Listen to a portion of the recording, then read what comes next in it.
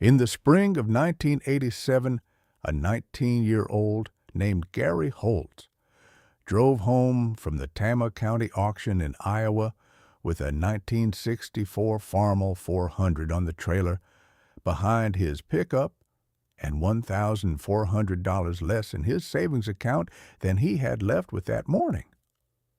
His father, Ray, had told him not to go above $1,200.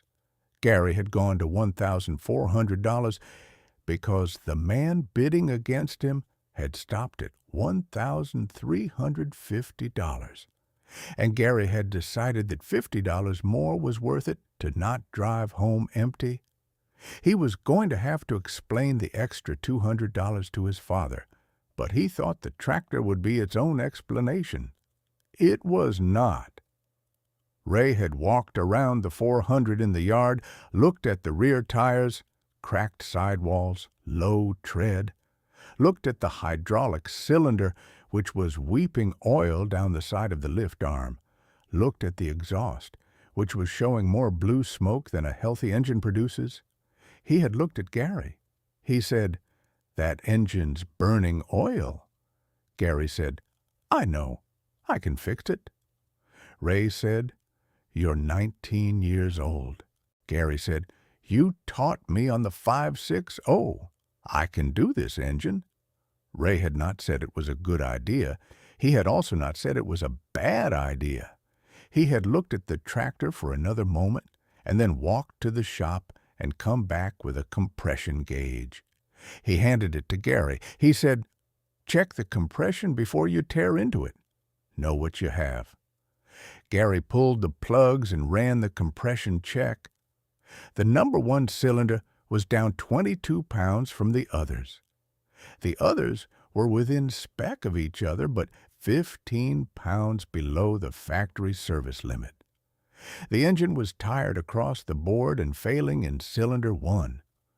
Ray had looked at the numbers. He said, "You'll need to bore it." Gary said, "I know."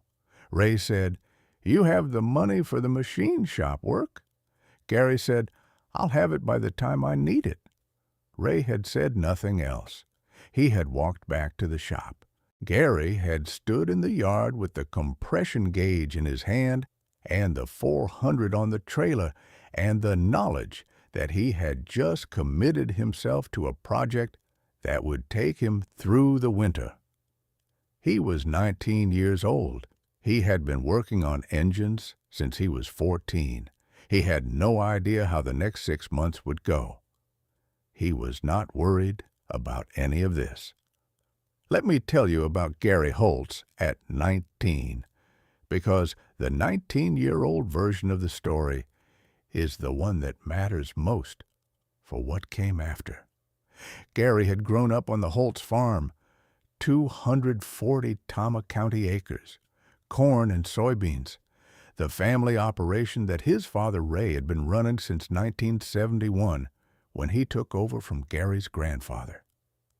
The farm ran 2 tractors, a 1966 Farmall 1206 that Ray used for primary fieldwork, and a used Farmall 560 that Gary had been learning on since he was old enough to reach the pedals.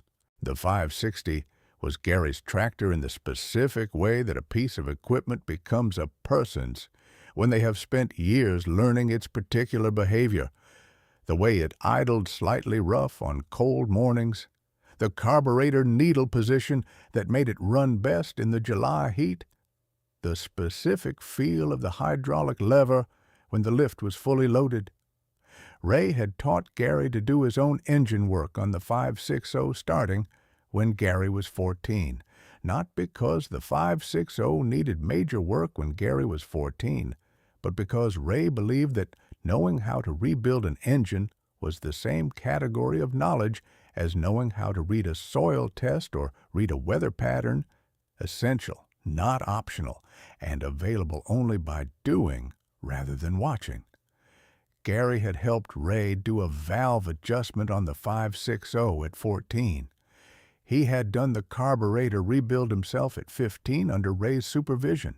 He had done the top-end gasket replacement alone at 16 when a head gasket failure gave him the opportunity, and Ray had handed him the manual and said, "Read the whole procedure before you start."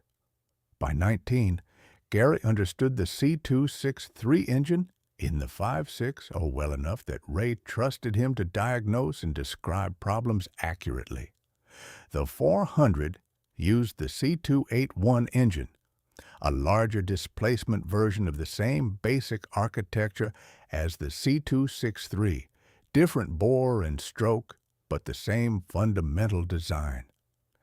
Gary had studied the 400's engine specifications before the auction specifically because he had planned to bid on one if the price stayed in range.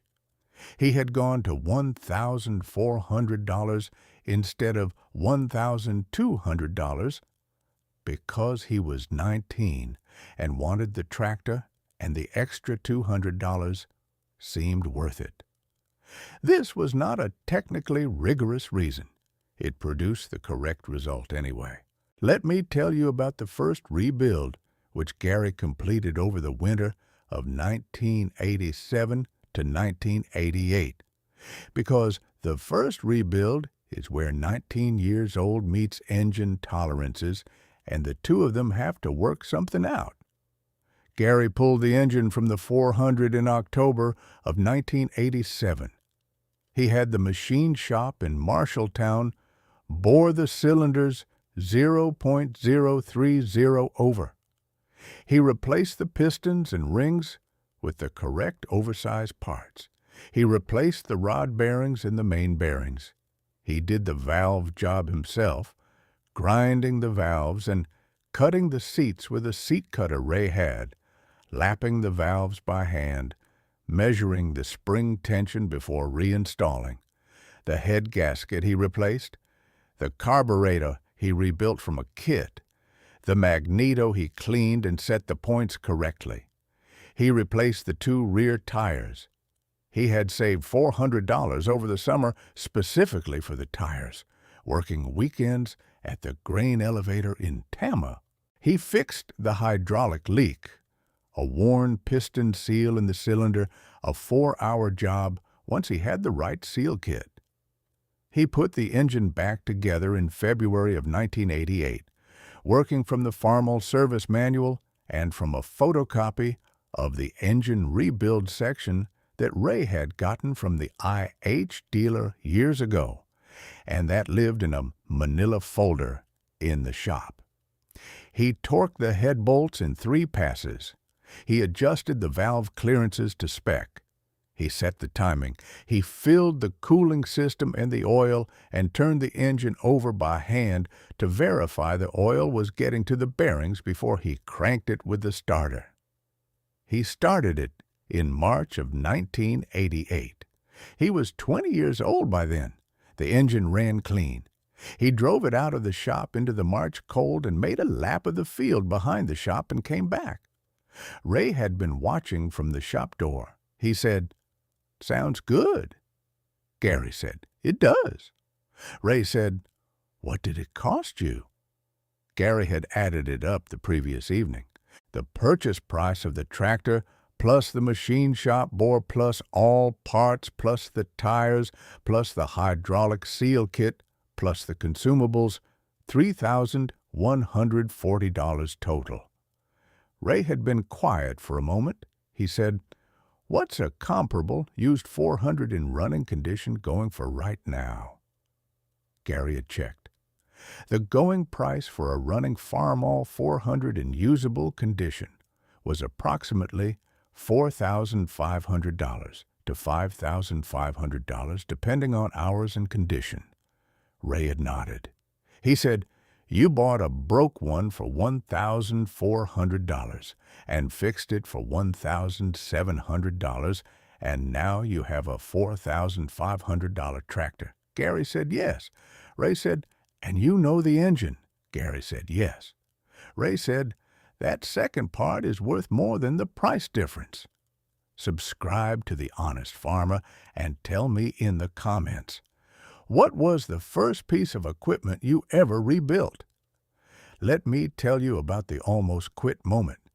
because it did not happen during the rebuild. It happened before the rebuild started, in the yard, the afternoon Gary got home from the auction. Gary had unhitched the trailer and stood in the yard looking at the 400. The blue smoke from the exhaust had been visible the whole way home.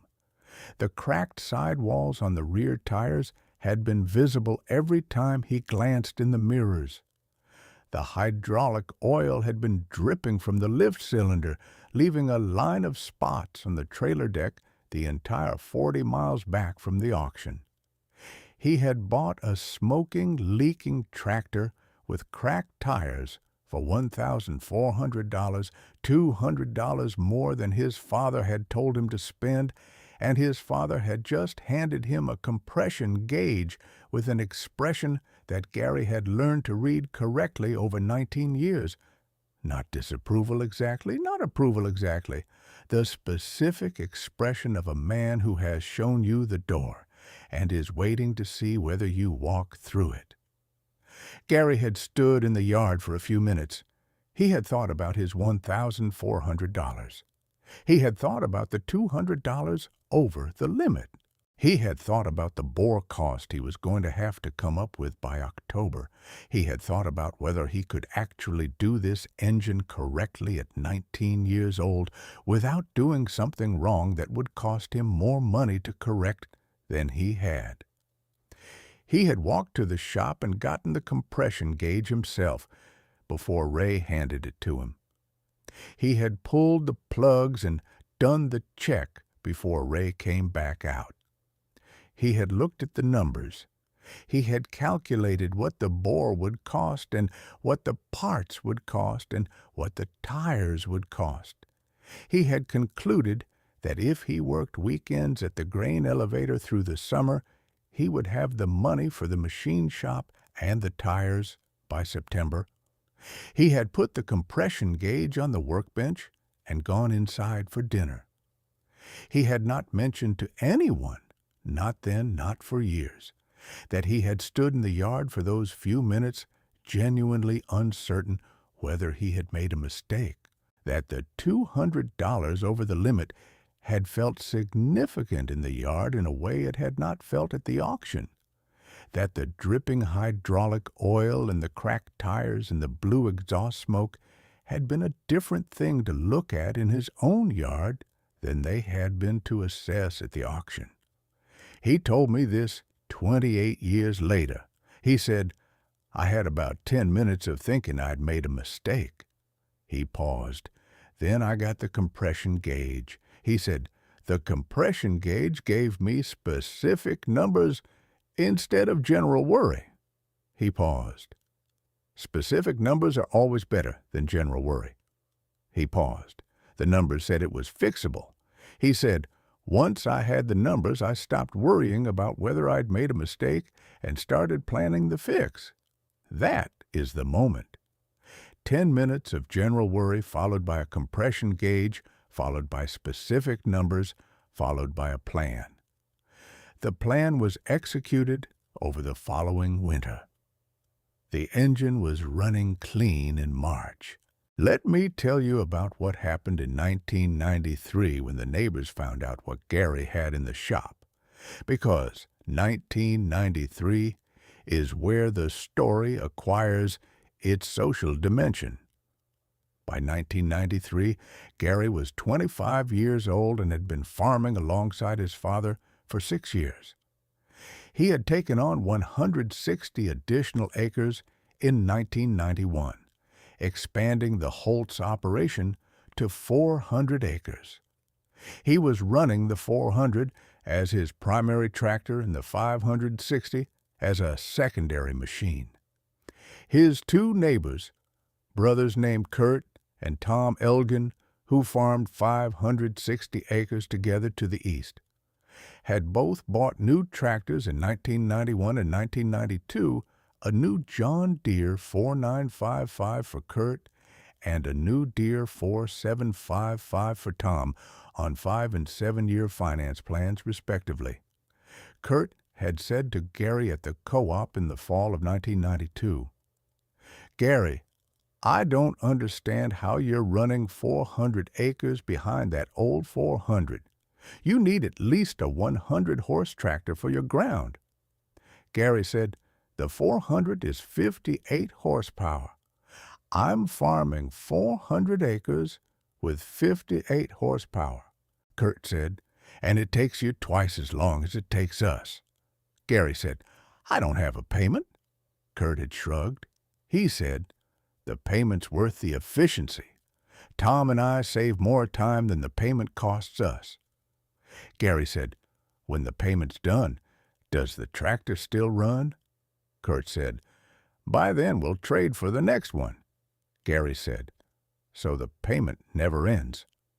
Kurt had not answered this. He had changed the subject.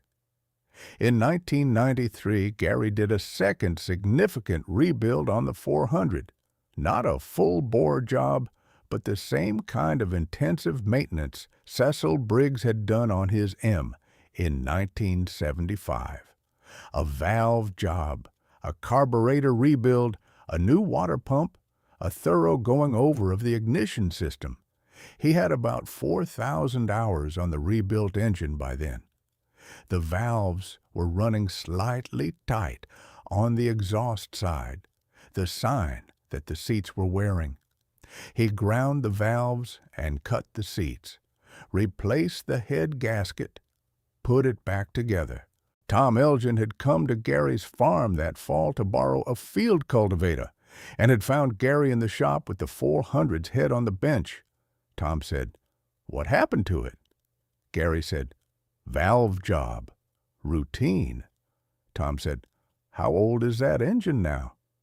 Gary said, "The block's from 1964. The bore is from 1988. The valves I'm doing now." Tom said, "And you're doing it yourself?" Gary said, "Yes." Tom said, "I've never opened an engine." Gary said, "Your father never showed you?" Tom said, "He bought new." He paused. "I bought new." Gary said, "Then you pay for someone else to know the engine."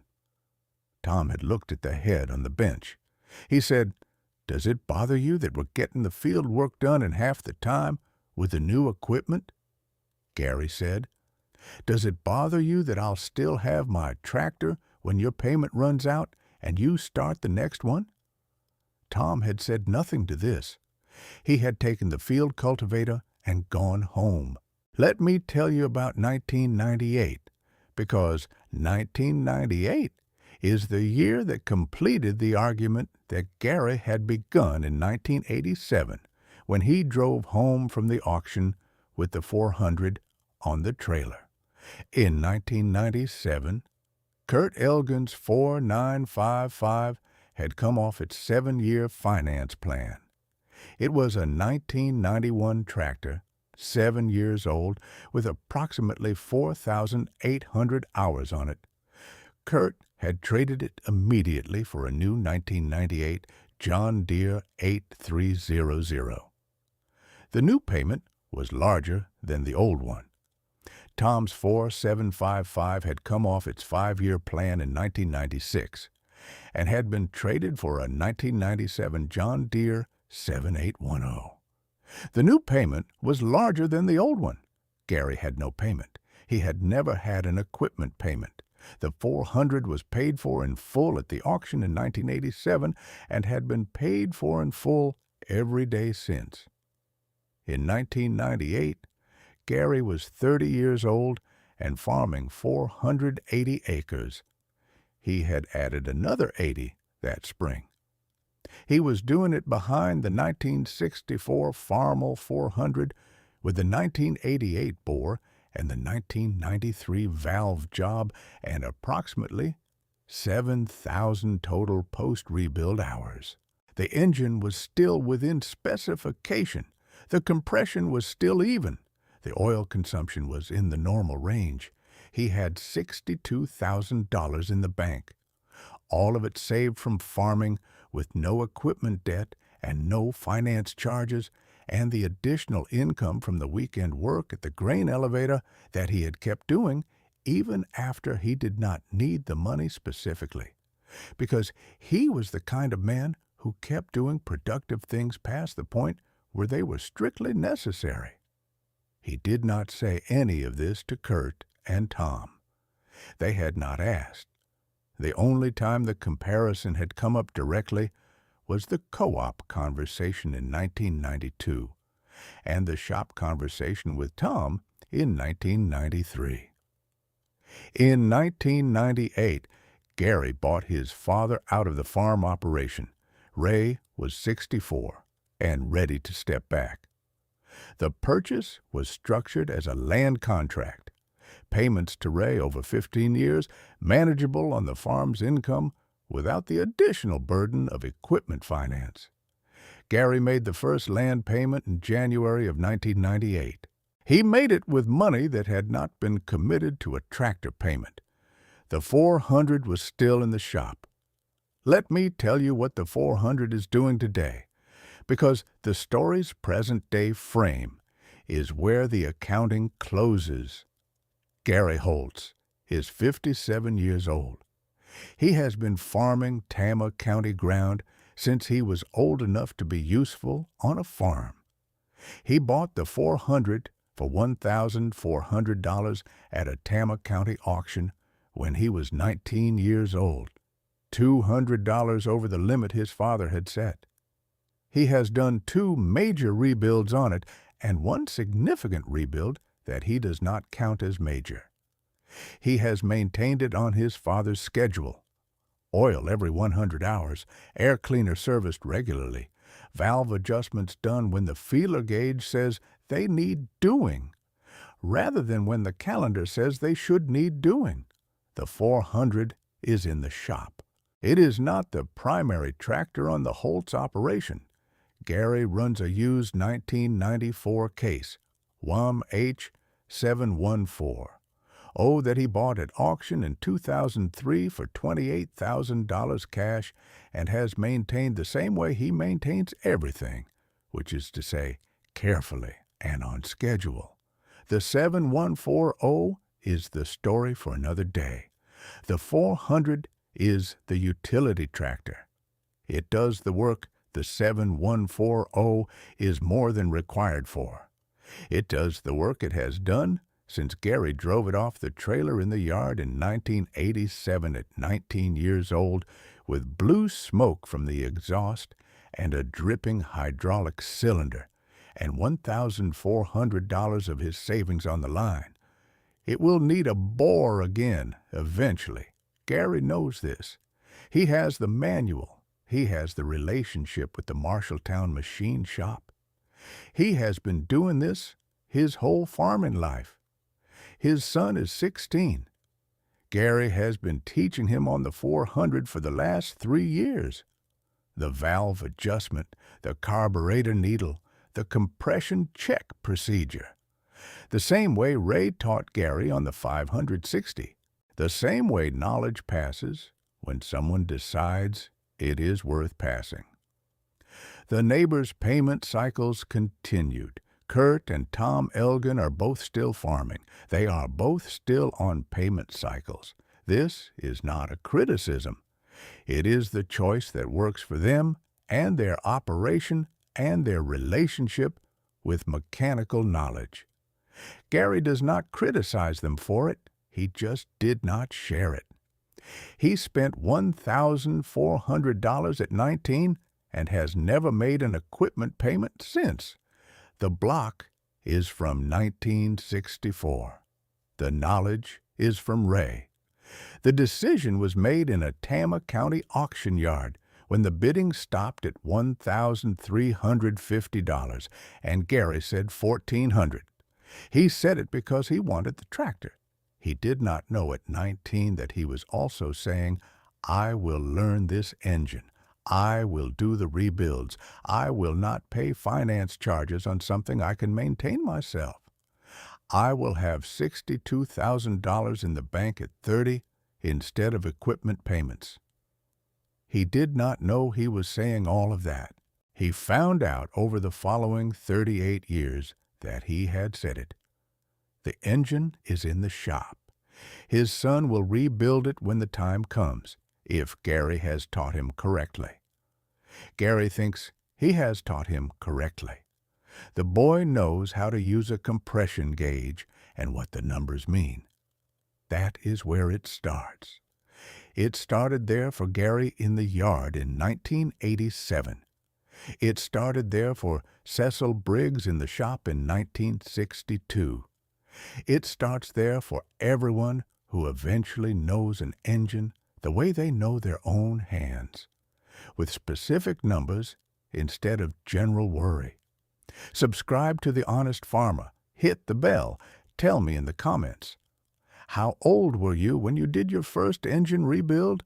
What was it on? The neighbors said buy new. Gary said he'd fix the one he had. 38 years later, the numbers agreed with Gary. Let me tell you about what Ray said during the rebuild. Not a long speech, not a lecture, but the specific small things he said when he came to the shop and looked at what Gary was doing, because Ray's version of teaching was not talking. Ray had come to the shop 3 times during the engine rebuild that winter, not to supervise. Gary was doing it, and Ray understood that supervision was not what the work required. He came to look. He came to look the way a farmer looks at a field he has planted and that someone else is tending, not to direct, but to see. The first time was in November, when Gary had the engine disassembled on the stand and was measuring the cylinder bores with the bore gauge.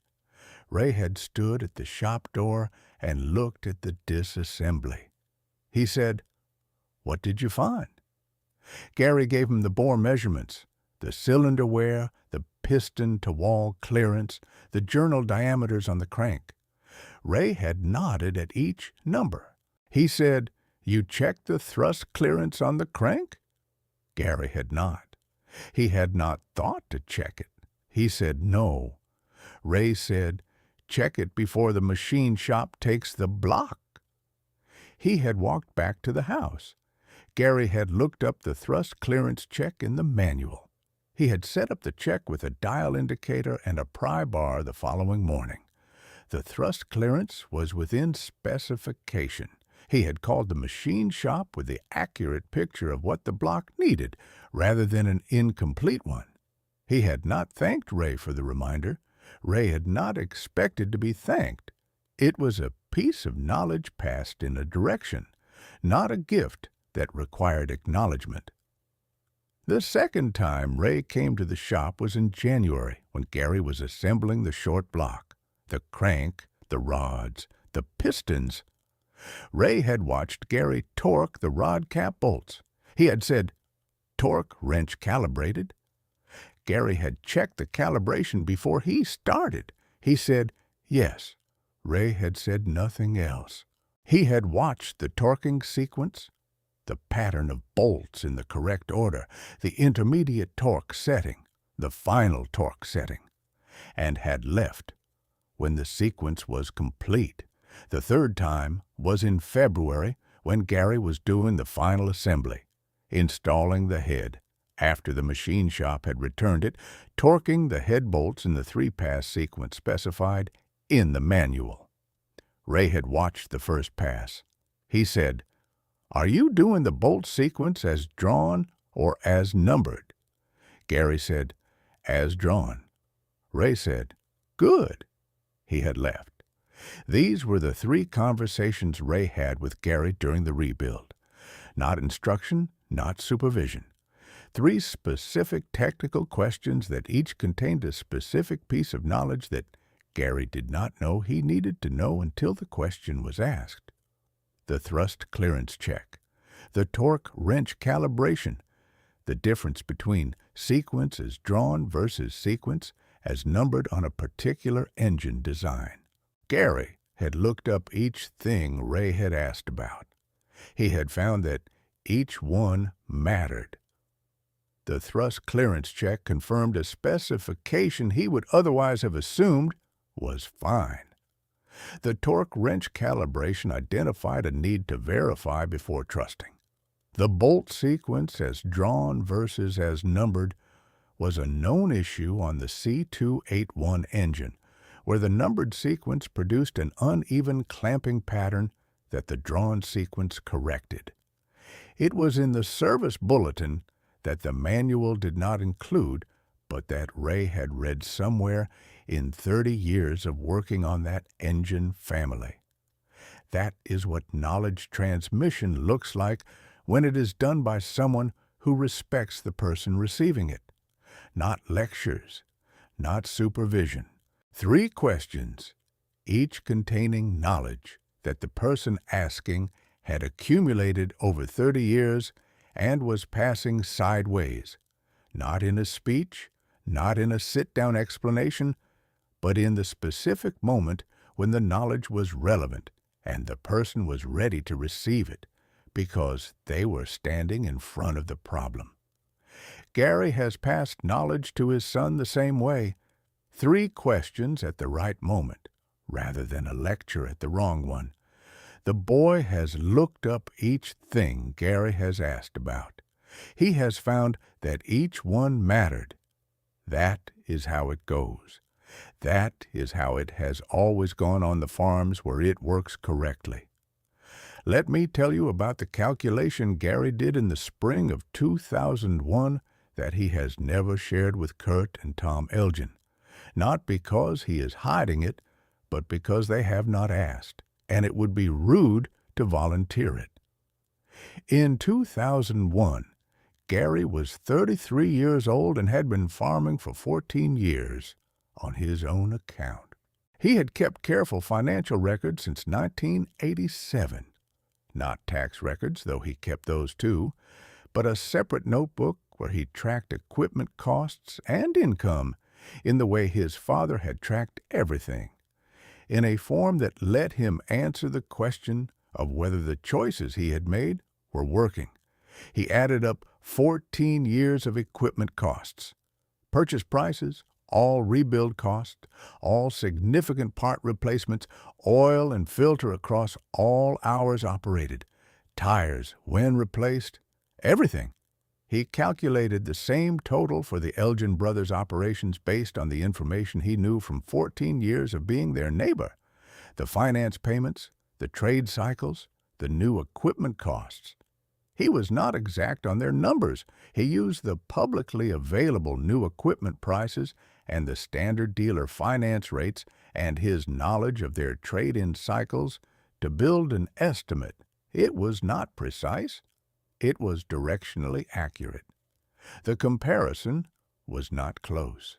Gary's 14-year equipment cost was approximately $28,000 all in.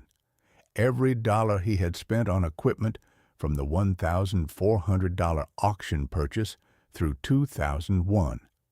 Each Elgin brother had spent approximately $180,000 to $200,000 on equipment over the same 14 years through the new buy and trade cycle, most of it on finance at rates ranging from 8 to 14% across the period.